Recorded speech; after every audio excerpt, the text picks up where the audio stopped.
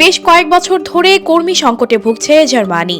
দক্ষ জনবলের অভাবে থমকে গেছে দেশের শিল্প খাত, কমেছে উৎপাদন। জার্মানির শ্রমবাজারে খুব জরুরি ভিত্তিতে প্রবাসী দক্ষ কর্মী নিয়োগ দিতে চায় দেশটি। এ সংকট মোকাবেলায় অন্য দেশের দক্ষ কর্মীদের টানতে অভিবাসন আইন প্রক্রিয়াতেও অনেক বদল এনেছে দেশটির সরকার। বছর 5 আগেও জার্মানিতে কর্মক্ষেত্রে লোকের অভাব ছিল না। শুধু জার্মানরা নন, বিদেশ থেকেও চাকরি করতে দেশটিতে ভিড় করতেন বহু মানুষ। কিন্তু 2022 সালের পরে সে ছবি পাল্টে যেতে থাকে। জার্মানি ছাড়ার হিড়িক পড়ে যায়। Germany president Frank Walter Steinmeier ও শ্রমমন্ত্রী হুবার্টাস হেইল বর্তমানে ভিয়েতনাম সফরে রয়েছেন।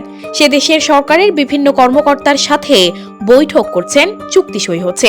উদ্দেশ্য একটাই, জার্মানিতে কাজ করতে আসার জন্য সে দেশের তরুণ প্রজন্মকে উৎসাহিত করা। 2023 সালের শেষের দিকে জার্মান সরকার নতুন অভিবাসন আইন এনেছে, যার ফলে জার্মানিতে নাগরিকত্ব পেতে সুবিধা পাবেন অভিবাসীরা। আন্তর্জাতিক বিশেষজ্ঞদের মতে জার্মানে দক্ষ বিদেশি কর্মীদের অভাব মেটাতে অভিবাসন আইনে পরিবর্তন আনা হয়েছে। জার্মানির ফেডারেল এমপ্লয়মেন্ট এজেন্সির তথ্য অনুসারে সে দেশে বিভিন্ন ক্ষেত্রে চাকরিতে 17 লাখেরও বেশি শূন্য পদ রয়েছে।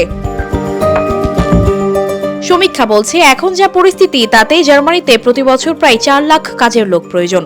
সম্প্রতি দেশটির শ্রমমন্ত্রী হুবার্টাস হেইল জার্মানিকে কাজের উপযুক্ত গন্তব্য হিসেবে প্রচার করতে ভারত, ব্রাজিল, কেনিয়া সফর করেছেন।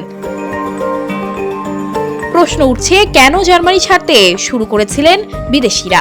কারণ সে দেশে যোগাযোগের মাধ্যম হিসেবে জার্মান ভাষাকে বেশি প্রাধান্য দেয়া হতো। একটা সময় ছিল যখন জার্মান রাজনীতিবিদেরা ইংরেজি বলতে চাইতেন না। এছাড়া বর্ণবিদ্বেষের মতো বিষয়ও ছিল।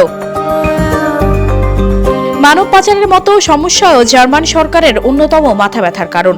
পাচারকারীদের নজরে দক্ষিণ পূর্ব এশিয়ার নারীরা, সে কারণে জার্মানি এড়িয়ে চলেন অনেকেই। তবে সম্প্রতি উন্নত জীবনের আশায় ইউরোপের দেশটিতে পাড়ি দিতে হুমড়ি খেয়ে পড়েছেন তৃতীয় বিশ্বের মানুষ।